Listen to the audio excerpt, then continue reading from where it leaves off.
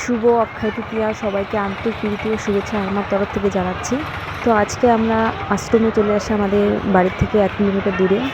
তো অনেক ভিড় হয়ে গেছে, তো আমাদেরও আসা অনেকটা লেট হয়ে গেছে। প্রসাদ প্রায় শেষের দিকে, এখন ডাইরেক্ট ওই জন্য মন্দিরে না ঢুকে ডাইরেক্ট প্রসাদ খেতে যাচ্ছি। আর এখানে এই পিচ্চুটা আমাকে খুব ভালোবাসে আর কি, যেখানে দেখা পায় সেখানে কথা বলে, তারপর অনেক আমাকে করে দিদি বলে কি তোমাকে খুব ভালো লাগে। তারপর এইদিকে ওর সঙ্গে কথা বলে এদিকে প্রসাদ খেতে চলে আসি। আর এখানে লেটেস্ট একটা ঘটনা যে কিন্তু প্রত্যেকবারই অনেক ভিড় হয়, আর এখানে প্রত্যেকবারই জুতো চুরি হয়। তো এইবারও আমার একটা দিদির জুতো চুরি হয়ে গেছে খাওয়ার পরে। তো এই যে আমরা জুতো একটু লুকিয়ে রাখছি, কারণ একটু সাবধানে, কোনো মাইন্ড নেই, ওই জন্য সাইড করে রাখছি। নতুন জুতা যে পরে আসবে তার তো জুতা চুরি হবেই 100%।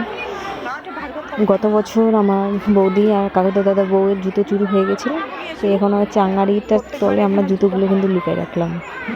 এইদিকে প্রসাদ খেতে যাবো, আর প্রচণ্ড রৌদ্র দেখো। আর এখানে প্রথমত বসলাম, বসার পরে তারপর অন্যদিকে আমি চলে গিয়ে বসছি, কারণ এত রৌদ্র ছিল। ওখানে দিদি ছিল, দিদির ওখানে গিয়ে বসছিলাম। এখানে বৌদিরা বসে পড়ছে, আর ওই দিকে দেখো দিদিরা বসছে। তো ওই দিকে আমি যাবো আর কি এখনও। আর প্রসাদ কিন্তু হ্যাভি হয়, অনেক প্রচণ্ড ভিড় হয় বাইরে, কিন্তু এখনও খেয়ে দিয়ে উঠলো এবং লোক বসা শুরু করে দিয়েছে। আর প্রত্যেকবারে তো এত প্রসাদের টেস্ট হয়, পায়েসটা এখানে তো অমৃত অমৃত যাকে বলে এটা লাগে।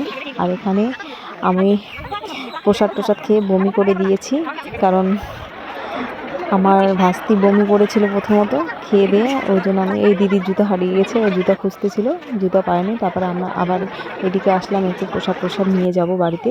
আর এইদিকে ভাস্তি কী হয়ে গেছে, ও পড়ে গেছে, কান্নাকাটি করতেছিল, বৌদি এখানে ধুয়ে দিচ্ছে। আর এখানে বসে আছি মন্দিরের সামনে আর কি। খেয়ে দিয়ে তো ডাইরেক্ট যাওয়া যাবে না, এখন এই তো চলে যাচ্ছি রেস্ট করে। এই যে লোকজন এখন ভিড় একটু কম হয়ে গেছে, এখন প্রায় 4টা বাজে।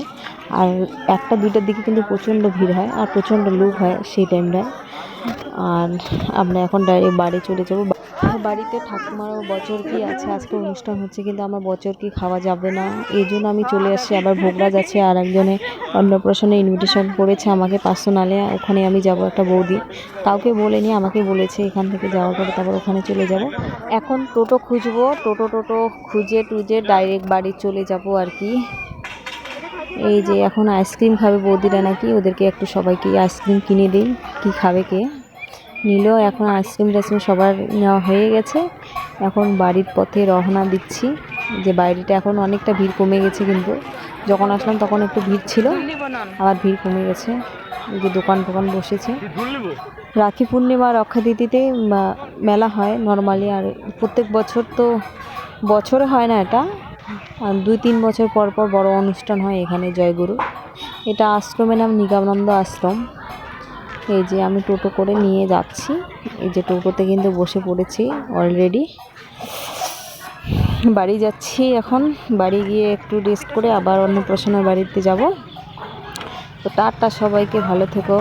এই যে দেখো রাস্তাঘাট খুব সুন্দর, আমাদের এই সাইডটা খুব ভালো লাগে আশ্রমে, বাড়িটারি খুব কম, পাশে নদী আর চা বাগান, মাঝখান দিয়ে রাস্তা।